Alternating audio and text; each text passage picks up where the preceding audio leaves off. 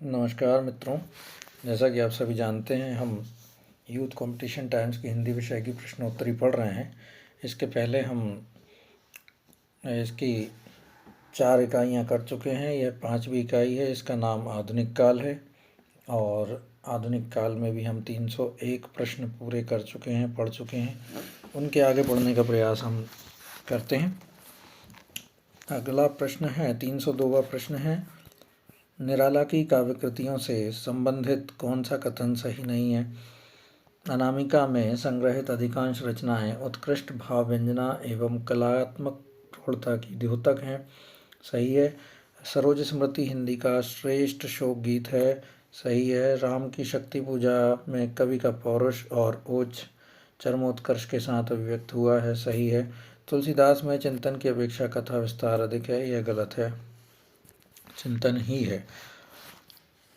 निराला की कविता तुलसीदास में तुलसी का प्रथम अध्ययन, पश्चात पूर्व संस्कारों का उदय, प्रकृति दर्शन और जिज्ञासा, नारी से मोह, मानसिक संघर्ष और अंत में नारी द्वारा ही विजय आदि वे मनोवैज्ञानिक समस्याएं हैं जिन्हें लेकर कवि ने कथा को विस्तार दिया है। यहाँ रहस्यवाद से संबंध रखने वाली भावना प्रणाली विश्लेषण करना कवि का इष्ट रहा है। इसलिए यह कहना तर्क संगत नहीं है कि तुलसीदास में चिंतन की अपेक्षा कथा का विस्तार है।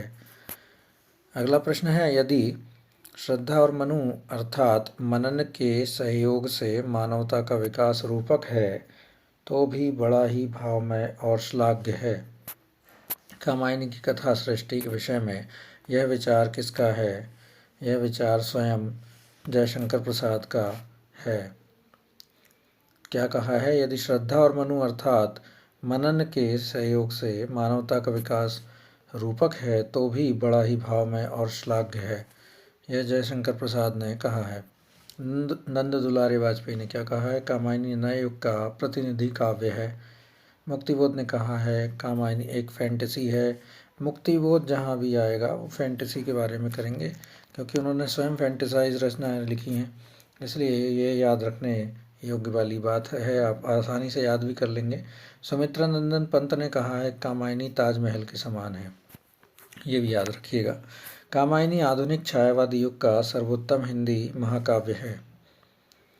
प्रसाद जी की यह अंतिम रचना 1935 ईस्वी में लिखी गई। चिंता से लेकर आनंद तक इस महाकाव्य में 15 सर्ग हैं। अगला प्रश्न है, जब वेदना के आधार पर स्वानुभूतिमयी अभिव्यक्ति होने लगी तब हिंदी में उसे छायावाद नाम से अभिहित किया गया। जब वेदना के आधार पर स्वानुभूतिमय अभिव्यक्ति होने लगी तब हिंदी में उसे छायावाद नाम से अभिहित किया गया। छायावाद की यह परिभाषा किसने दी है? यह परिभाषा जयशंकर प्रसाद ने स्वयं दी है। सुमित्रा नंदन पंत ने छायावाद को चित्र भाषा पद्धति कहा है। पंत ने चित्र भाषा पद्धति कहा है। डॉक्टर नगेंद्र के अनुसार स्थूल के प्रति सूक्ष्म विद्रोह छायावाद है। नंद दुलारे वाजपेयी ने कहा है छायावाद सांसारिक वस्तुओं से दिव्य सौंदर्य का प्रत्यय है। नंद दुलारे वाजपेयी ने कहा है छायावाद सांसारिक वस्तुओं में दिव्य सौंदर्य का प्रत्यय है। अगला प्रश्न है, कौन सा विकल्प सम्मिलित नहीं है? तो इधर से हम देख लेते हैं, हिमकिरीटनी नहीं है, क्योंकि हिमकिरीटनी लिखी है माखनलाल चतुर्वेदी ने। बुद्ध और नाचगर हरिवंश राय बच्चन ने। हम विश्वाई जन्म के बालकृष्ण शर्मा नवीन ने लिखी है। प्रवासी की गीत नरेंद्र शर्मा ने लिखी है। तो उत्तर होना चाहिए बी। जी हाँ, बी इसका उत्तर है। हिमकिरीटनी माखनलाल चतुर्वेदी जी के द्वारा रचित रचना है। इनका जन्म होशंगाबाद में बाबई नामक स्थान पर हुआ था, जिसका आज नाम उन्हीं के नाम पर रख दिया गया है।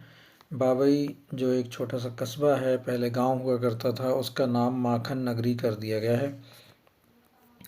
अप्रैल 1889 में और निधन 1968 में हुआ था, जनवरी 1968। माखनलाल चतुर्वेदी की रचनाएं हैं कृष्णार्जुन युद्ध 1918, हिमकिरीटनी 1943, साहित्य देवता 1942, हिमतरंगिनी 1949, माता 1951। हरिवंश राय की प्रमुख रचनाएं हैं तेरा हार, मधुशाला, मधुबाला, मधुकलश, निशा निमंत्रण, सतरंगिनी, बुद्ध और नाच घर, दो चट्टानें, जाल समेटा।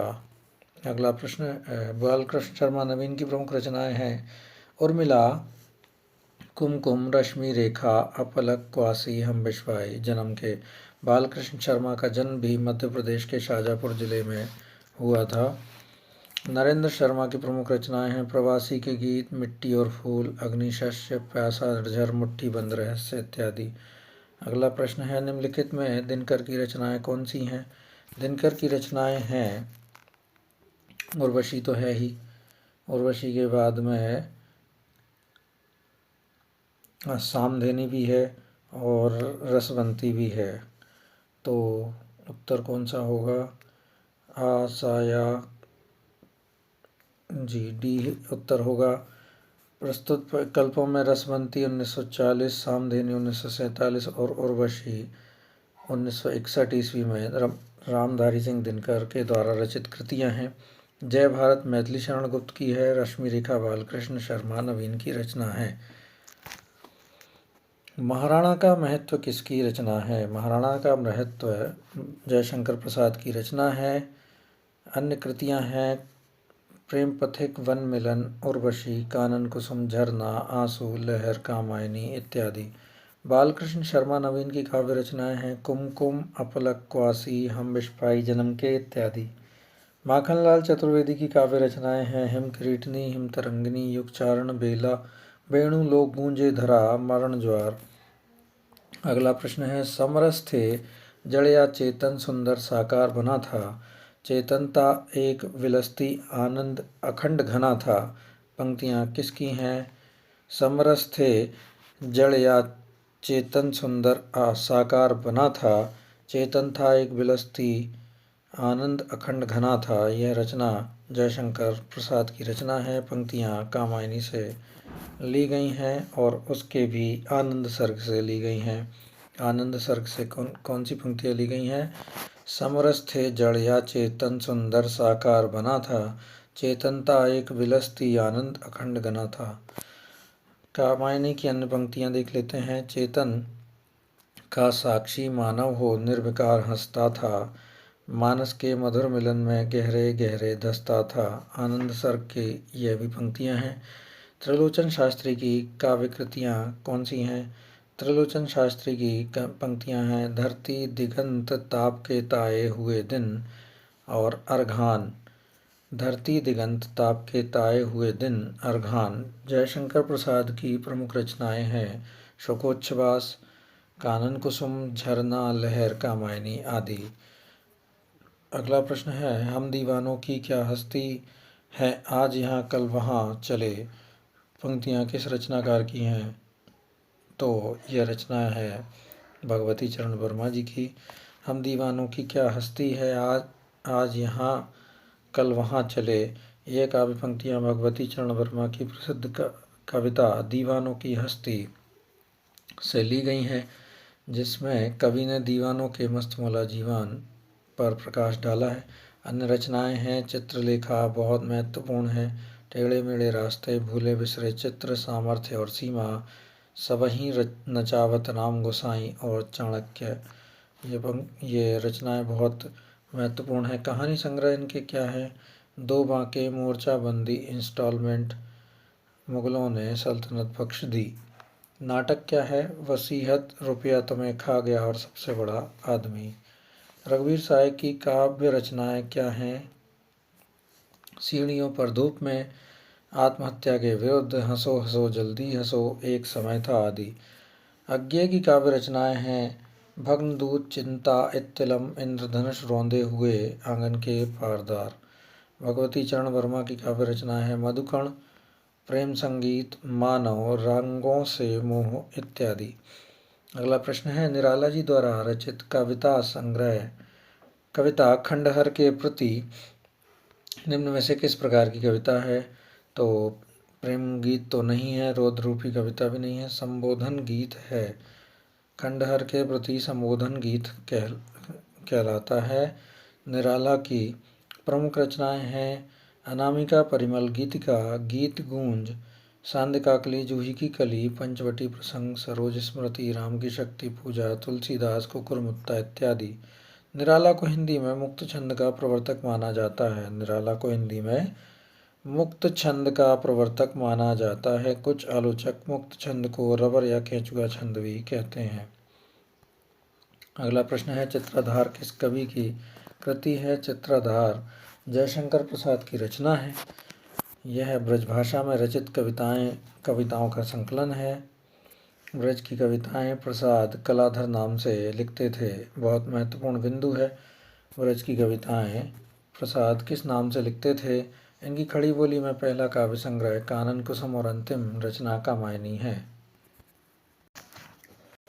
प्रसाद की अन्य रचनाएं हैं प्रेम पथिक, उर्वशी, वन मिलन, कानन कुसुम, करुणालय, महाराणा का महत्व, झरना, आंसू, लहर, कामायनी।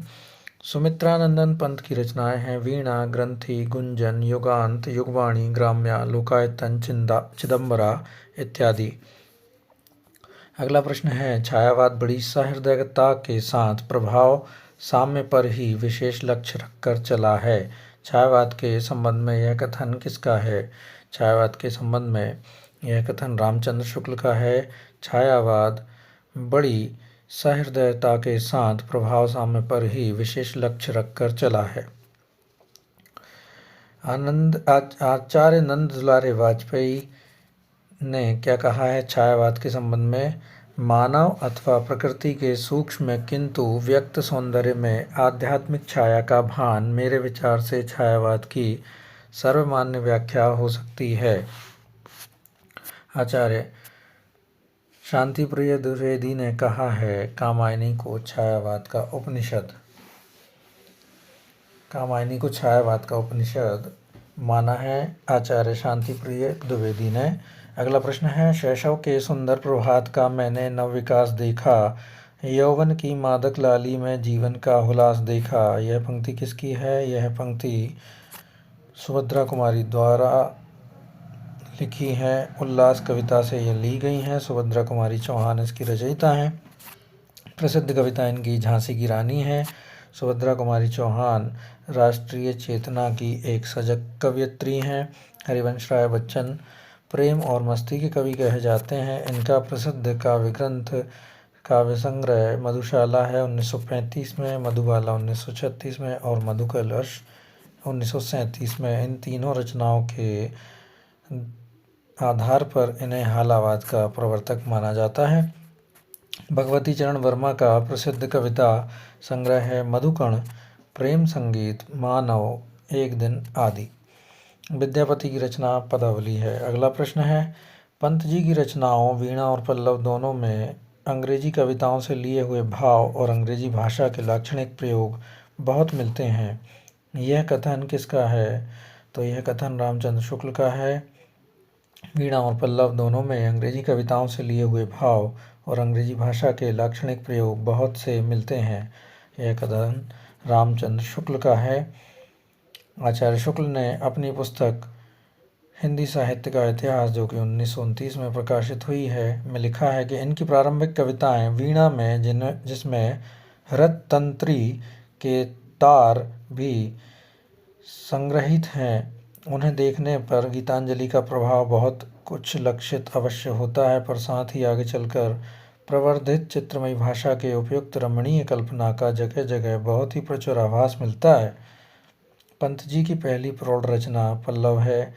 डॉक्टर नगेंद्र पंत जी के मार्क्सवादी दर्शन को चिंतन के स्तर पर स्वीकार करते हैं। डॉक्टर बच्चन सिंह ने अपनी पुस्तक हिंदी साहित्य का दूसरा इतिहास, जो कि 1996 में संपादित हुई थी, के पंत के बारे में कहते हैं, पंत की शिकायत है कि आलोचक उनके पूर्ववर्ती काव्य को सहानुभूतिपूर्ण ढंग से देखते हैं, तो परवर्ती काव्य को उपेक्षा की दृष्टि से। बच्चन सिंह ने कहा है इसमें हिंदी साहित्य के दूसरे इतिहास में। अगला प्रश्न है, निम्नलिखित में एक रचना राष्ट्रीय सांस्कृतिक धारा की नहीं है। तो हम विश्वाई जन्म के तो है ही, सूत की माला है, प्रभात फेरी नहीं है। प्रभात फेरी नरेंद्र शर्मा की कृति है। विसर्जन भी है, तो प्रभात फेरी इसका उत्तर होगा। नरेंद्र शर्मा की कृति है, यह राष्ट्रीय सांस्कृतिक काव्यधारा की नहीं अपितु प्रेम और मस्ती की अंतर्गत आती है। प्रभात फेरी रचना काल 1938 से शेष रचनाएं राष्ट्रीय सांस्कृतिक काव्यधारा की रचनाएं हैं। हम विश्वभाई जन्म के बालकृष्ण शर्मा नवीन की रचना है। सूत की माला हरिवंश राय बच्चन की रचना है। विसर्जन मैथिली शरण गुप्त की रचना है। विसर्जन शीर्षक से मैथिली शरण गुप्त की नाट्य कृति है, जबकि उदय शंकर भट्ट की एक काव्य कृति का शीर्षक भी विसर्जन है। महत्वपूर्ण बिंदु है। अगला प्रश्न है, नयनों की नीलम की घाटी जिस रस घन से छा जाती हो, वह कौंध की जिससे अंतर की शीतलता ठंडक पाती हो।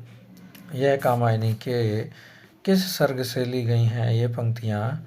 ये लज्जा सर्ग से ली गई हैं। कौन सी हैं? कि नयनों की नीलम घाटी जिस रस घन से छा जाती हो, वह कौंध की जिससे अंतर की शीतलता ठंडक पाती हो।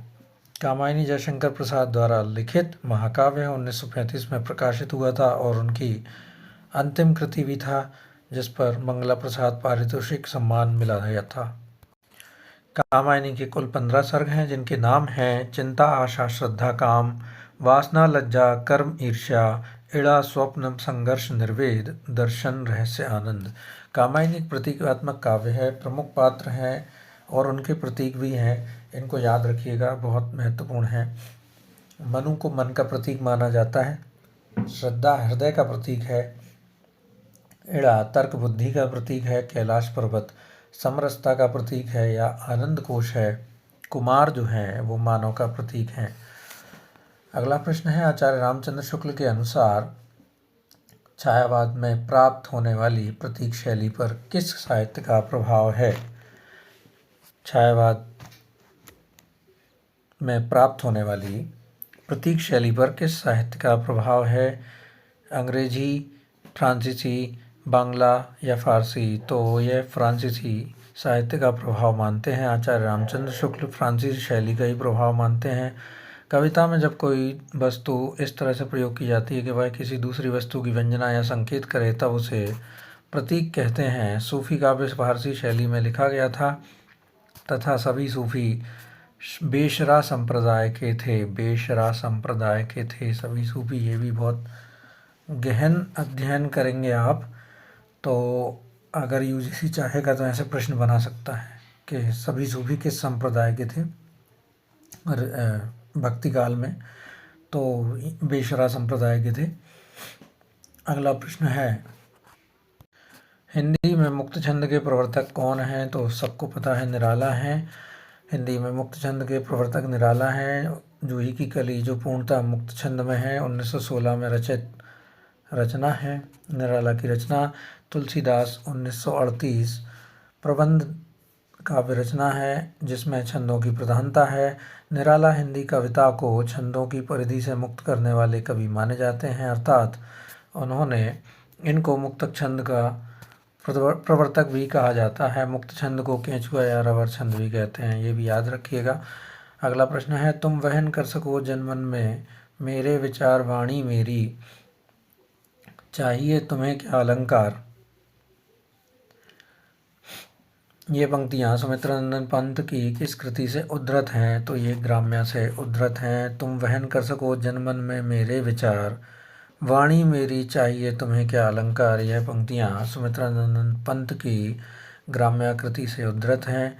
सुमित्रानंद पंत की काव्य को 4 भागों में बांटा गया है। छायावादी में है उच्छ्वास ग्रंथि वीणा पल्लव गुंजन, उच्छ्वास ग्रंथि वीणा पल्लव गुंजन। प्रगतिवादी में है युगांत युगवाणी ग्राम्या।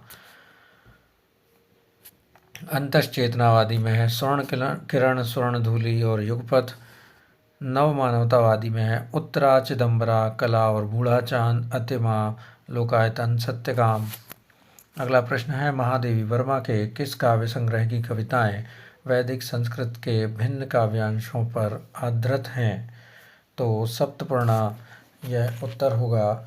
महादेवी वर्मा के सप्तपर्णा काव्य संग्रह की कविताएं वैदिक संस्कृत के विभिन्न काव्यांशों पर आधारित हैं। सप्तपर्णा में महादेवी ने अपनी सांस्कृतिक चेतना के सहारे वेद, रामायण, थेर गाथा, अश्वघोष, कालिदास, भवभूति और जयदेव की कृतियों से तादाद में स्थापित करके 39 चयनित महत्वपूर्ण अंशों का हिंदी काव्यानुवाद किया था। महादेवी वर्मा की प्रमुख काव्य कृतियाँ हैं निहार, रश्मि, नीरजा, सांदगीत, यामा, दीपशिखा, सप्तपर्णा। महादेवी वर्मा कृत सप्तपर्णा में ऋग्वेद के मंत्रों का हिंदी काव्यानुवाद संकलित है। महादेवी वर्मा कृत यामा में उनके निहार, रश्मि, नीरजा और सांदगीत के महत्वपूर्ण गीतों का संकलन किया गया है। यामा काव्य संग्रह पर महादेवी वर्मा को 1982 ईस्वी का भारतीय ज्ञानपीठ पुरस्कार प्राप्त हुआ था। अगला प्रश्न है, छायावाद का व्यक्ति स्वातंत्र्य सामंती मर्यादाओं के विरुद्ध बहुत बड़ा कदम था। छायावाद का व्यक्ति स्वातंत्र्य सामंती मर्यादाओं के विरुद्ध बहुत बड़ा कदम था। छायावाद संबंधी यह अभिमत कथन इनमें से किस आलोचक का है? तो यह कथन नामवर सिंह का है। डॉक्टर नामवर सिंह बहुत बड़े आलोचक माने जाते हैं हिंदी साहित्य में। छायावाद का व्यक्ति स्वातंत्र्य सामंती मर्यादाओं के विरुद्ध बहुत बड़ा कदम था। छायावाद संबंधी यह अभिमत कथन इनमें से नामवर सिंह का है। डॉक्टर नवेंद्र ने कहा है, छायावाद स्थूल के प्रति सूक्ष्म का विद्रोह है। नंद दुलारे वाजपेयी ने कहा है, मानव अथवा प्रकृति के सूक्ष्म किंतु व्यक्त सौंदर्य के आध्यात्मिक छाया का भान मेरे विचार से छायावाद की सर्वमान्य व्याख्या हो सकती है। अगला प्रश्न है, निम्नलिखित में से कौन सा काव्य संग्रह नरेंद्र शर्मा का नहीं है? तो प्रवासी के गीत, कर्णफूल, शूलफूल और अपराजिता कौन सा संग्रह नहीं है? अपराजिता संग्रह नहीं है। अपराजिता रामेश्वर शुक्ल अंचल की रचना है। इनका जन्म किनका जन्म ये क्षमा कीजिए, ये रामेश्वर शुक्ल का अंचल का जन्म हुआ था 1915 में और निधन अक्टूबर 1996 में हुआ। अपराजिता 1939 में इनके द्वारा रचित प्रबंध काव्य है। उल्का उपन्यास है। चढ़ती धूप, शीलजय काव्य संग्रह। इनकी अन्य प्रमुख रचनाएं हैं किनकी? रामेश्वर शुक्ल अंचल, जिन्होंने अपराजिता लिखा है। अगला प्रश्न है, वह उस शाखा का वन विहंग उड़ गया मुक्त नव निस्तरंग पंक्तियां किस छायावादी कवि की हैं? तो ये सूर्यकांत त्रिपाठी निराला की रचनाएं हैं। यह तुलसीदास से अवतरित हैं। तुलसीदास उनकी रचना है। निराला के अन्य काव्य ग्रंथ हैं अनामिका, परिमल, गीतिका, कुकुरमुत्ता, अणिमा, बेला, नए पत्ते, अर्चना, आराधना, गीत गूंज, सांदकाकली इत्यादि। निम्नलिखित पंक्तियां और उनके रचनाकार कौन कौन हैं? क्योंकि ये विकल्पों में दिए गए हैं तो उनकी भी पंक्तियां दी गई हैं। तेरे प्रकाश में चेतन संसार वेदना काला वाला, तेरे प्रकाश में चेतन संसार वेदना वाला, मेरे समीप होता है पाकर कुछ करुण उजाला। जयशंकर प्रसाद ने कहा है, सुंदर है विहग सुमन सुंदर, मानव तुम सबसे सुंदरतम। ये बहुत महत्वपूर्ण पंक्तियां हैं, सुमित्रा नंदन पंत ने लिखी हैं। सुंदर है विहग सुमन सुंदर, मानव तुम सबसे सुंदरतम। क्या पूजा क्या अर्चन रे, उस असीम का सुंदर मंदिर मेरा लघुतम जीवन रे। महादेवी वर्मा ने लिखा है। सही जोड़ी मिलाना है। कीर का प्रिय आज पिंजर खोल दो, बीती विभावरी जागरी, ये जो जमुना के से कछार, पंद फटे विवाही के उधार, इस धारा शाही जग का क्रम, शाश्वत इस जीवन का संगम। तो इसमें सूची से मिलान करना है तो कीर का प्रिय पिंजर यह है खोल दो, स्त्री जागृति का है। फिर उसके बाद बीती विभावरी जागरी जागरण गीत है। ये जो जमुना के से कछार, पंद फटे बिमाई के उधार, सामाजिक विसंगति है। इस धारा शाही जग का क्रम, शाश्वत इस जीवन का संगम, दार्शनिकता है। उत्तर हुआ डी। अगला प्रश्न है, मैं नीर भरी दुख की बदली का प्रतिपाद्य है। इसमें रहस्यवादी ढंग से जीवन की नश्वरता की बात की गई है। इसमें स्त्री के सामाजिक प्रदेय और श्रेय को रेखांकित किया गया है। स्त्री का जीवन दुख में ही बीतता रहा है। स्त्री अपने आंसुओं को व्यर्थ नहीं जाने देती है, वह उसी से नया सृजन कर लेती है, करती रही है। उत्तर हुआ डी। स्त्री का जीवन दुख में ही बीतता रहा है और अपने आंसुओं को व्यर्थ नहीं जाने देती, उसी से सृजन करती रही है।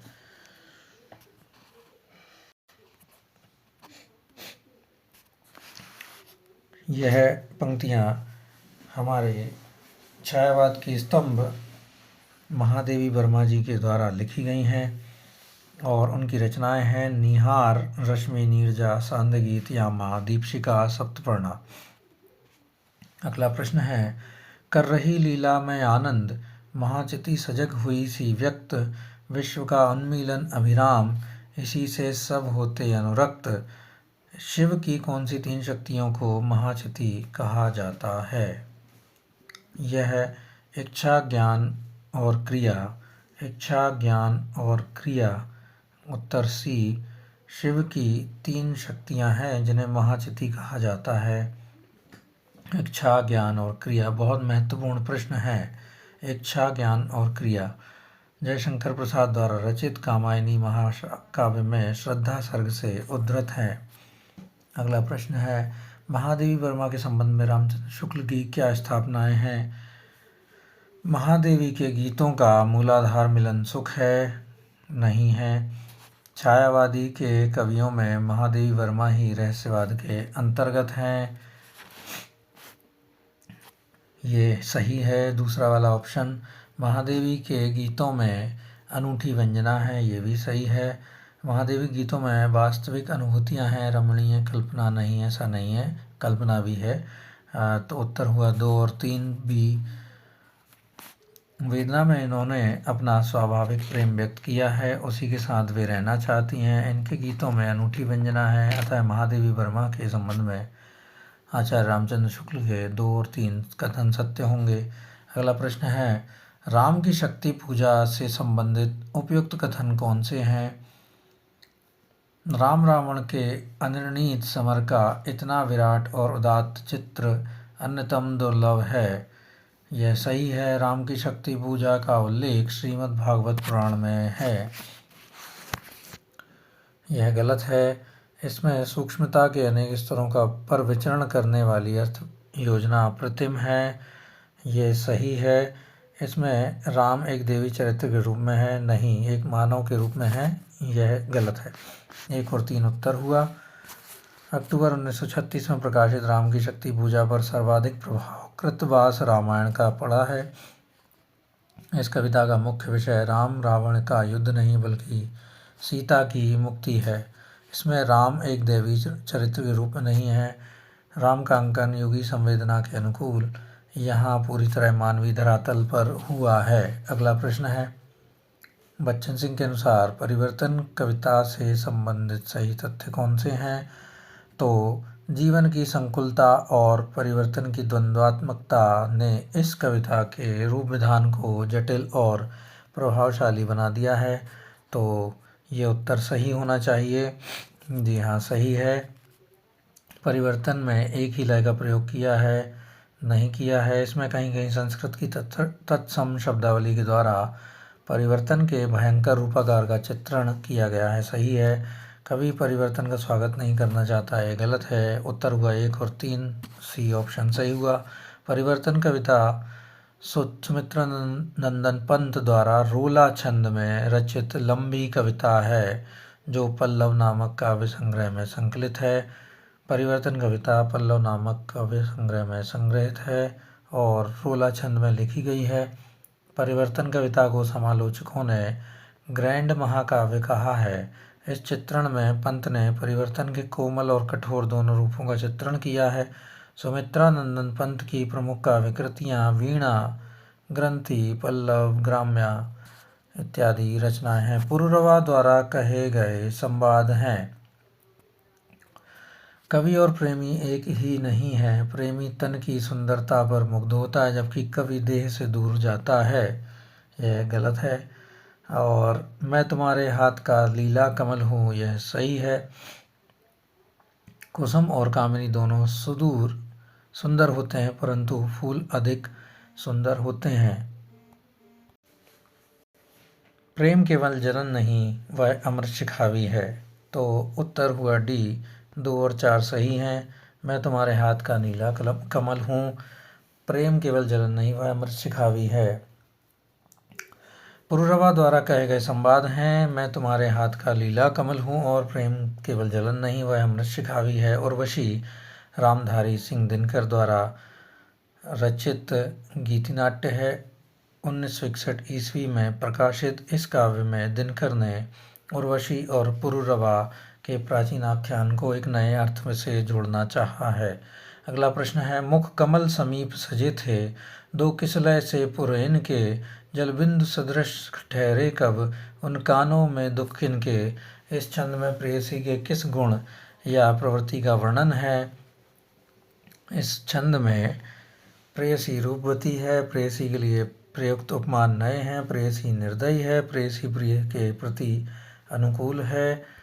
तो इसमें देखना होगा क्या क्या उत्तर सही है। तो उत्तर सही है, प्रेयसी निर्दयी है। इस छंद में प्रेयसी की निर्दयता के गुण और प्रवृत्ति का वर्णन हुआ है। प्रस्तुत पंक्तियां जयशंकर प्रसाद की कविता आंसू से ली गई हैं। पुरुरवः पुरुस्तं परेहि दुरापनावात एवाहमस्मि। पुरुरवः पुरुस्तं परेहि दुरापनावात एवाहमस्मि। उर्वशी का तृतीय अंक इस बीज भाव पर केंद्रित है। इसका स्रोत ऋग्वेद है।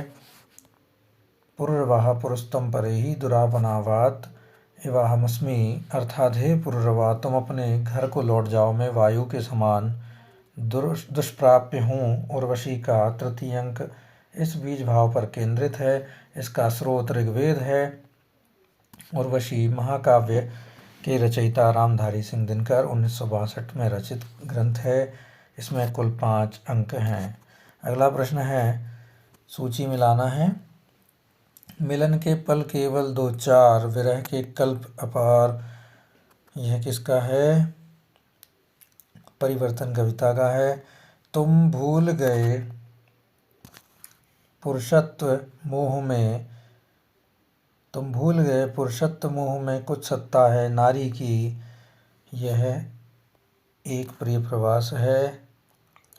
सिंधु की निसीमता पर लघु लहर का लाश कैसा, दीप लघु सिर पर धरे आलोक का आकाश कैसा। क्षमा कीजिए। तुम भूल गए पुरुषत्व मोह में कुछ सत्ता है नारी की, तो यह उत्तर तीसरा है कामायनी का।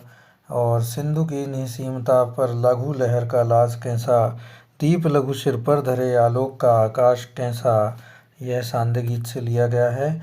उपल वृष्टि हुई तम छा गया, पट गई मही कंकर पात से, प्रिय प्रवास से लिया गया है। उत्तर हुआ ए। 4, 3, 2, 1 इसकी कूट संख्या हुई। अगला प्रश्न है, सुंदरता का आलोक स्रोत है फूट पड़ा मेरे मन में, जिससे नवजीवन का प्रभात होगा फिर जग के आंगन में। यह पंक्तियाँ किसके द्वारा रचित हैं? यह पंक्तियाँ सुमित्रा नंदन पंत के द्वारा रचित हैं। युगांत से ली गई हैं ये पंक्तियाँ। और अन्य रचनाकारों की भी रचनाएं देख लेते हैं। संवेदन का और हृदय का यह संघर्ष न हो सकता, फिर अभाव असफलताओं की गाथा कौन कहाँ बकता, जयशंकर प्रसाद की रचना। अपशब्द अधरों का सुना भाष, मैं कवि हूँ पाया है प्रकाश, सूर्यकांत त्रिपाठी। निराला सुंदर है विहग सुमन सुंदर, मानो तुम सबसे सुंदर, थम पंत की अमर रचना है, अमर पंक्तियाँ हैं। वे मुस्काते फूल नहीं जिनको भाता है मुरझाना, वे तारों के दीप नहीं जिनको आता है बुझ जाना। महादेवी वर्मा के द्वारा रचित है। अगला प्रश्न है, हाय रुक गया यही संसार, बना सिंदूर अनल अंगार, वाहत हत लतिका वह सुकुमार, पड़ी है छिन्नाधार। यह काव्यांश का प्रतिपाद्य है। पुरुष के बिना स्त्री का कोई अस्तित्व नहीं है। इस काव्यांश का प्रतिपाद्य है पुरुष के बिना कोई अस्तित्व नहीं है। यह सुमित्रा नंदन पंत के द्वारा परिवर्तन रचना से उद्धृत है। अगला प्रश्न है, किरण तुम क्यों बिखरी हो आज, रंगी हो तुम किसके अनुराग, स्वर्ण सर्जित किंजल्क समान, उड़ाती हो परमाणु पराग। किसकी पंक्तियां हैं? जयशंकर प्रसाद की पंक्तियां हैं। कौन सी पंक्तियां हैं? किरण तुम क्यों बिखरी हो आज, रंगी हो तुम किसके अनुराग, स्वर्ण सर्जित किंजल्क समान, उड़ाती हो परमाणु पराग। यह जयशंकर प्रसाद द्वारा झरना रचना से ली गई हैं, झरना शीर्षक से ली गई हैं। झरना संग्रह के किरण शीर्षक से ली गई हैं। इलाचंद्र जोशी ने जयशंकर प्रसाद को छायावाद का प्रवर्तक माना है। प्रसाद जी की प्रथम छायावादी कविता प्रथम प्रभात 1918 ईस्वी झरना संग्रह में संकलित है। माखनलाल चतुर्वेदी राष्ट्रीय सांस्कृतिक धारा के कवि हैं। हिमकिरीटनी और हिमतरंगिनी की रचनाएं हैं। इन्हें एक भारतीय आत्मा के नाम से भी जाना जाता है। अगला प्रश्न है, प्रसाद को छायावाद का जनक किस आलोचक ने माना है? प्रसाद को छायावाद का जनक किस आलोचक ने माना है? यह अभी हमने पढ़ा है, इलाचंद्र जोशी ने माना है छायावाद का प्रवर्तक। और आचार्य रामचंद्र शुक्ल ने मैथिली शरण गुप्त और मुकुटधर पांडे को छायावाद का प्रवर्तक माना है। मुकुटधर पांडे जरूर याद रखिएगा। रामचंद्र शुक्ल के अनुसार छायावाद के प्रमुख 4 स्तंभों में जयशंकर प्रसाद, पंत, सूर्यकांत त्रिपाठी निराला और महादेवी वर्मा हैं। पंत का पूरा नाम सुमित्रानंदन पंत है। अगला प्रश्न है, प्रसाद जी की कामायनी में पात्र प्रतीकों के निम्नलिखित जोड़ों में से कौन सा जोड़ा गलत है? श्रद्धा हृदय का प्रतीक है, इड़ा बुद्धि का प्रतीक है, वृषभ आनंद का प्रतीक है, नहीं ये गलत है, और मनु मन का प्रतीक है। तो आनंद का प्रतीक कौन है? कुमार हैं, उसमें कुमार नाम के प्रतीक है ना, वो आनंद के प्रतीक हैं। कुमार मानव के प्रतीक है, क्षमा कीजिएगा, लेकिन वृषभ आनंद के प्रतीक नहीं है। उत्तर हुआ सी। अगला प्रश्न है, राम की शक्ति पूजा किसकी कविता है? राम की शक्ति पूजा सूर्यकांत त्रिपाठी निराला जी की रचना है। 1936 में प्रकाशित हुई थी। इसका आधार बांग्ला का कृतवास रामायण है, याद रखिएगा।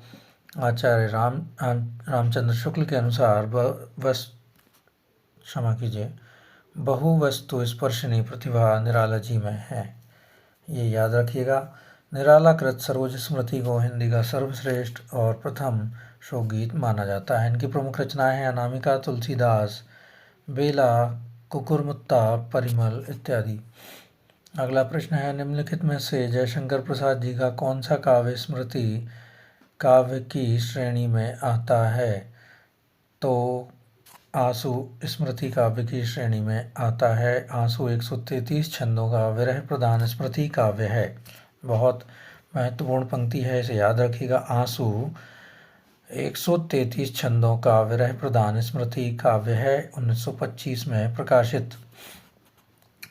इसे हिंदी का मेघदूत भी कहा जाता है, ये भी याद रखिएगा, बहुत महत्वपूर्ण है। हिंदी का मेघदूत किसे कहा जाता है? तो आंसू को कहा जाता है, जो कि जयशंकर प्रसाद की रचना है, 1925 में प्रकाशित है और 133 छंदों का विरह प्रधान स्मृति काव्य है। प्रमुख कृतियां हैं अशोक की चिंता, लहर, महाराणा का महत्व, कानन कुसुम, बब्रुवाहन, झरना, शोकोच्छ्वास इत्यादि।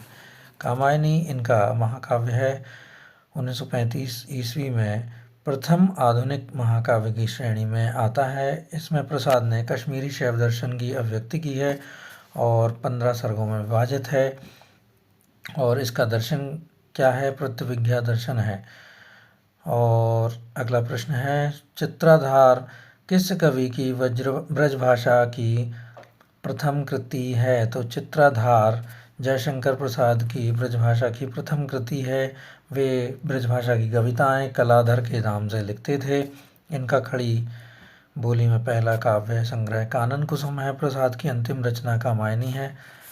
बब्रुवाहन 1911, कानन कुसुम 1913, महाराणा का महत्व 1914, झरना 1918, लहर 1933, कामायनी 1935, आंसू 1925, अशोक की चिंता 1928।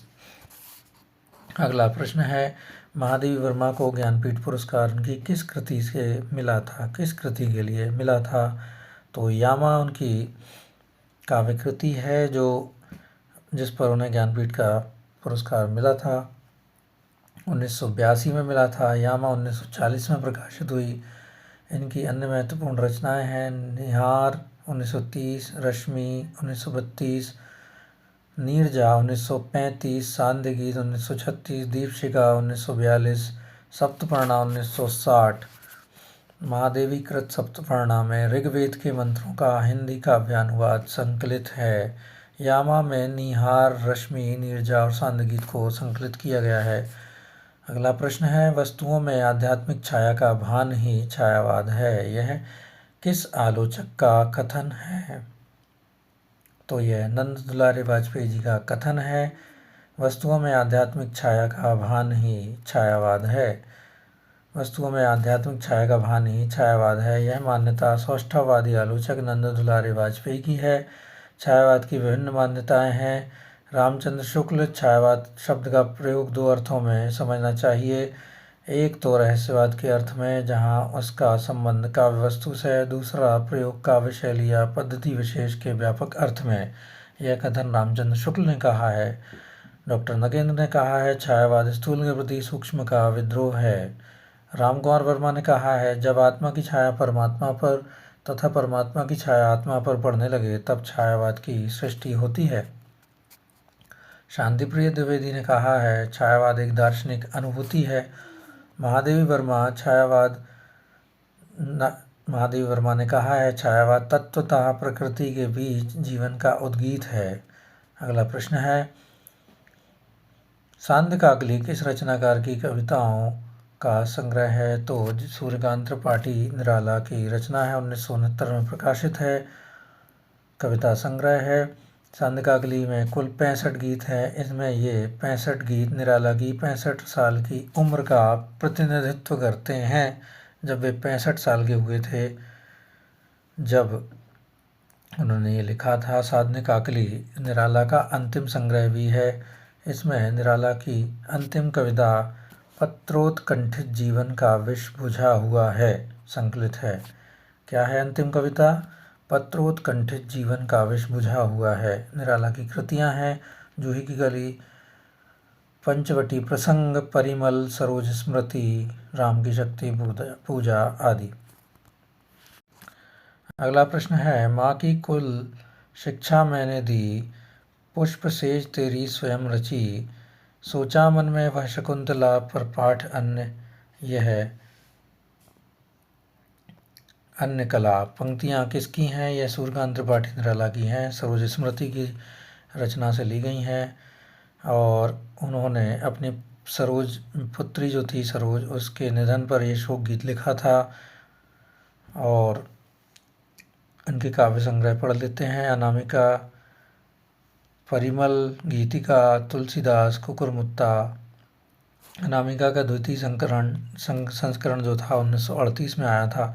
उनकी प्रमुख कविताएं हैं सरोज स्मृति, राम की शक्ति पूजा, तोड़ती पत्थर, जूही की कली, भिक्षुक, संध्या सुंदरी और पंचवटी प्रसंग। अगला प्रश्न है, उच्छ्वास किसका संग्रह है? उच्छ्वास पंत का संग्रह है। प्रमुख छायावादी कवि पंत का संग्रह उच्छ्वास है। 1920 में यह प्रकाशित हुआ था। यह पंत की प्रथम छायावादी रचना है। युगांत, युगवाणी तथा ग्राम्या इनकी प्रगतिवादी रचनाएं हैं। परिमल किसकी काव्य रचना है? परिमल निराला की काव्य रचना है। इसका प्रकाशन सन 1930 में हुआ है।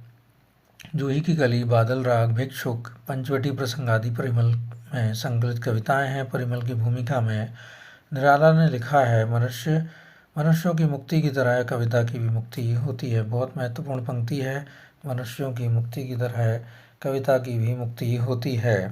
अगला प्रश्न है, निम्न में से किस कवि का सबसे पहले नाम गोसाईदास दत्त था।